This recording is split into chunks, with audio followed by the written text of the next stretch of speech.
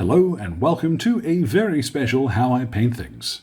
Now what I've got wizarded around in front of me today is one of the new Fireflies for Konflikt 47, which is the alternate history World War II setting game from Warlord Games. Now that's got its brand new starter set coming up very soon, and the Fireflies are in there. They're also available for individual release if you fancy, because if you have already got a bolt action army, just chucking a couple of units of this weird Rift Tech stuff into there gives you a Konflikt 47 army. You don't need a complete weird war army to actually play the game.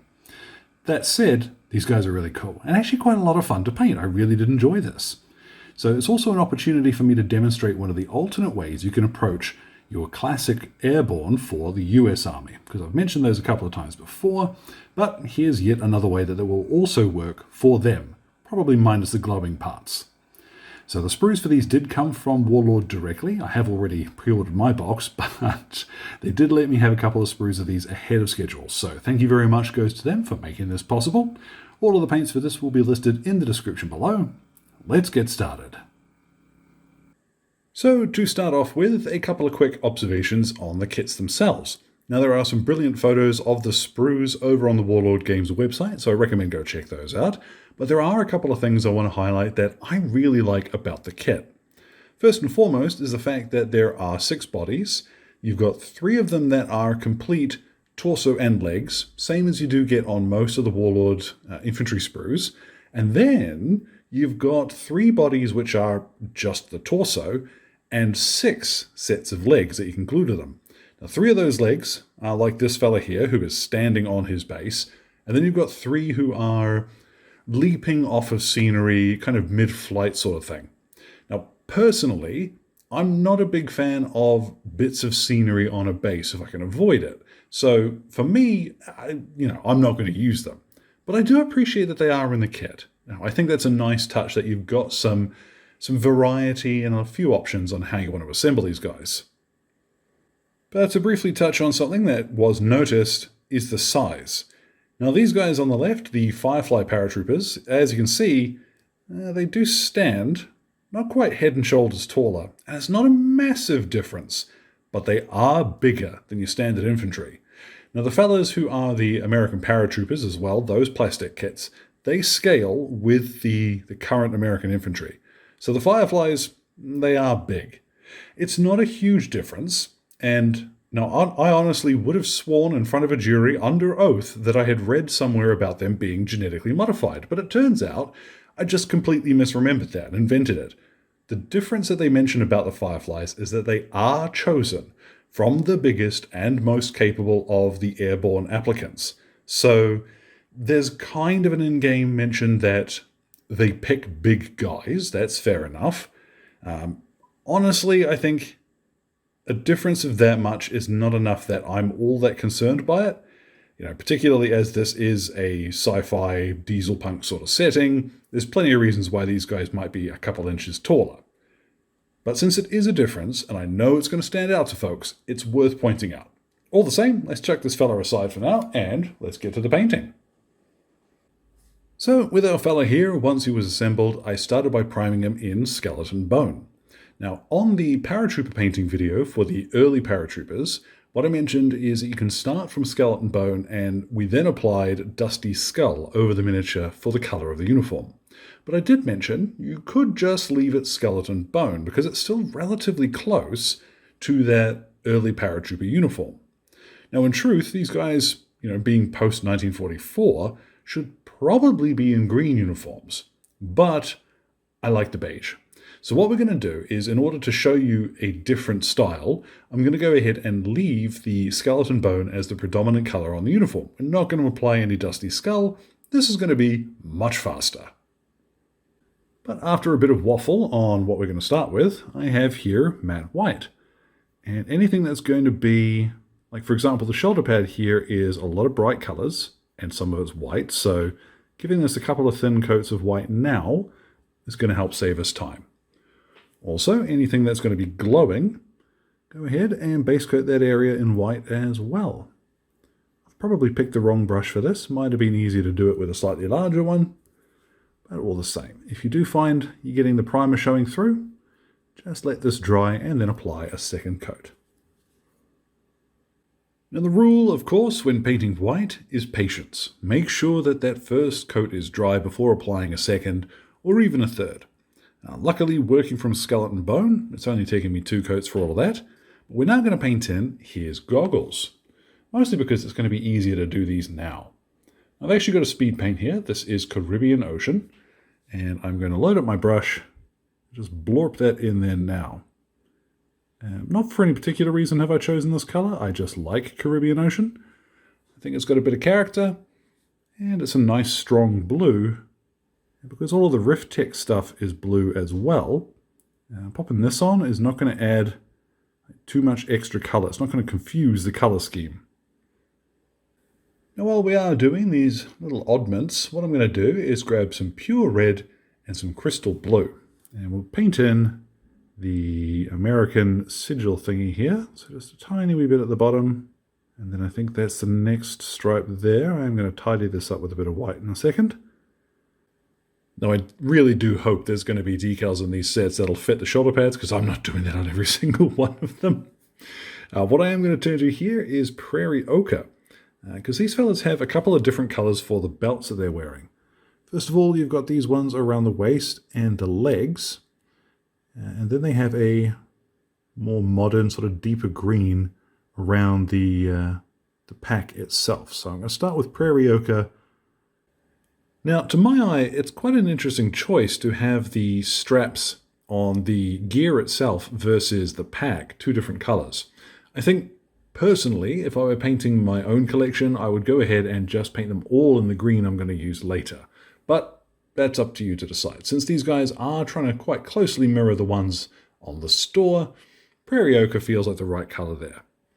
Now, speaking of, I have a little bit of agate skin, and I'm just going to quickly base coat this dude's skin. I'm going to turn to now Dryad brown, and for this we're going to paint on all of the leather details. So the part of a strap around his face, and then part of the mask. Take your time when you come up close to the goggles that you've already done. Things like his boots and what have you can also paint in now too. If you do want a darker finish here, then I'd turn to Tree Ancient. That's probably the right step down. But because we are going to shade these, and especially with the boots, leave them mostly as they are, this is a nice sort of middle ground. Now, particularly up on his mask, you're going to see that I haven't been too careful about hitting the bits that are going to be mechanical. They're going to be the hard, dark green stuff later. But what we're going to use now is a little bit of Barren Dune to paint in his gloves. These chamois jump gloves, they were quite yellow. So a little bit of this will do the job, and will probably cover quite well over our skeleton bone.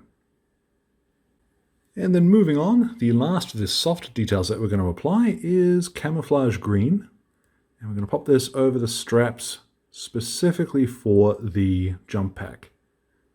As I mentioned, you could probably go ahead and just use Camouflage Green for all of his webbing. Certainly in 1947, it would likely have been dark green.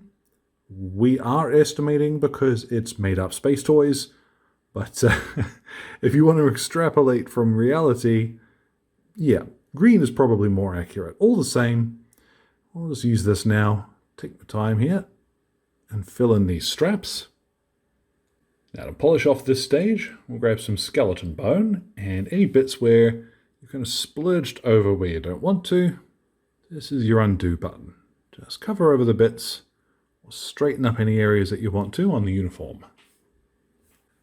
Alrighty, now this stage is optional, but I'm going to do this because, like I mentioned in the other paratrooper video, this is a pretty quick way to add a bit of texture to your uniform.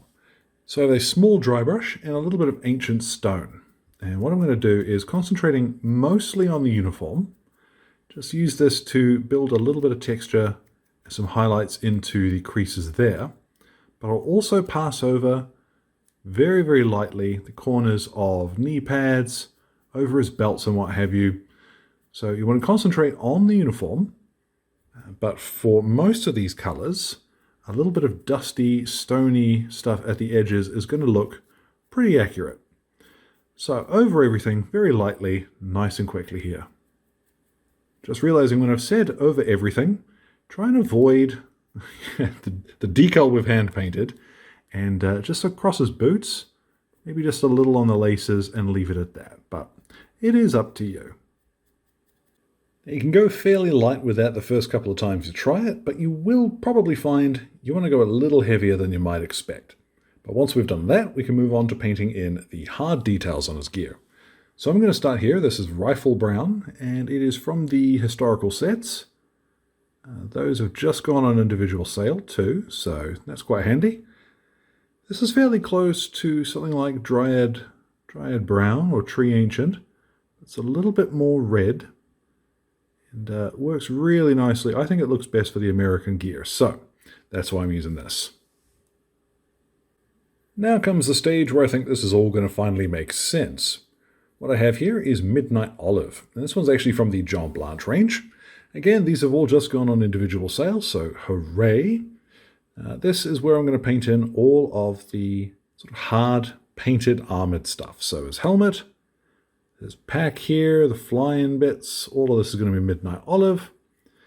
Now, I would also, like I said, I'm going to diverge a little bit from what the official stuff is going to suggest, because these little one-shot bazooka things are normally painted in metallic. I think they'd probably be dark green, so that's how I'm going to do mine. Now that is quite dark. I think it's accurate to late war American equipment, but if you do want a slightly lighter finish, what I'd suggest would be to turn instead to woodland camo. That'll work quite well here. What I am going to grab is a little bit of fur brown, and we're just going to paint in the strap very carefully across the front of his helmet here. Okie dokie, here comes the fun bit. What I have is heavy metal, and this is another one of the John Blanche range. Again, you could use gunmetal here if you wanted instead, but it's not going to be quite as dark. I am going to paint in the metallic details with this stuff. And a few little bits and pieces here, which I think are going to look quite good as metal rather than, painted stuff. And I was weighing up, do I want the Thompson to be black, or am I going to go with that sci-fi metal gun look? Well, it's a sci-fi gun, so I'm going to paint this in with heavy metal as well. Okie dokie, now I'm going to go ahead and mix up our shade mix for this fella.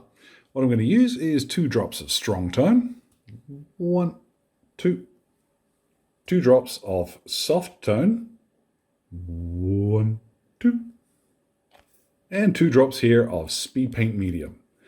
And the reason for this is that I want the warmth that soft tone will give us, I want the depth of shading that strong tone will give us, and I want it to be a little bit thin so that it's not going to go ahead and overpower the colors we've already painted, which is what the Speedpaint medium is for. So 1 part of each, nice and simple. Mix that together, and then we'll start applying that over our entire miniature. Straight away, winner. Now I'm being fairly careful in how I apply this compared to what I would normally do. If you've seen me wash or shade a miniature before, ordinarily it's a fairly haphazard slapdash affair, but this time I do want a fair bit of control over where it's going. I'm going to paint this over everything except the white bits, which are going to be that cool glowing blue in a little bit. So for now, being fairly careful getting this on everything. Make sure that any big blotches of it, you shift around while it's still wet. Once you've applied it to everything, we'll give this about half an hour to dry, and we'll see what we get. Now once that has dried, there's actually not all that much left to do. What I'm going to grab is a little bit of fresh matte white, and just pop a wee dot of this into the corner. There we go. Nope. Yes. No. Yep. There we go. Of the goggles. I'm also going to use this to tidy up just a couple of bits where it did splash the white. Once your little bits of white tidy up are finished, what I've got here, this is Plasma Coil Glow. And it's one of the fluorescent effect paints from the Army Painter. I love these things. Load your brush up, and then over the white, just paint this on, same as you would a wash. Now this is a little bit different to the speed paints that you'll find, because It dries with a slightly different sort of texture and consistency, and you do get more of the color underneath showing through, which is why the white base coat for these is so important. So take your time, particularly in the recesses. Make sure that you do let a little of it settle. And yeah, I'm going to go over all of the glowy bits. And once that's dried, I think you see a little bit of the difference between that and just a straight up wash. Really cool. I love how it settles and goes nice and bright. So I'm going to grab a tiny wee bit of fresh white and just dot in the extreme edges where I want it to look like that glow is at its brightest. And I'll do this on the little ringling things as well. Now I was thinking about whether or not to do this bit. What I have is some woodland camo, and I'm just going to very lightly use this along the edges, some of the bits of hard green material to make these stand out a little bit more. Purely optional at this stage, you can get away with using the edgier brush for most of it. Just eventually decide, no, I do want a little bit of highlight there. Now once I'm finished with this, what I'm going to do is take them outside, hit them with a matte varnish as I normally would, and then the glowy blue bits I'm going to hit with a little bit of gloss varnish from the brush. Nice and easy. I'll do that bit off screen. Now, the recipe for his base is going to be in the description as well, so let's get a look at this chap once he is all finished. And so, there at last, our Firefly is complete, and I really like how that glow turns out, eh? I think it adds quite a lot to the sort of 1940s army man aesthetic, and it looks properly high-tech, despite the fact it's just a couple of paints and a gloss varnish. That's really easy to do. So the Fireflies are quite cool. Like I mentioned earlier, they're a bit bigger than the basic infantry, but hey-ho, I don't think that's a huge disadvantage, especially when these guys are probably not going to be lined up in parade formation alongside your regular infantry. Get them stuck in.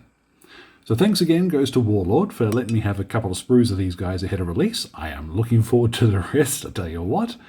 As well, thanks goes to Exit 23 Games for the light and sound equipment, as well as all of my wonderful patrons who are keeping me ticking in paints and glue, including my most gorgeous producers who are showing up on screen now. Thank you very much, folks.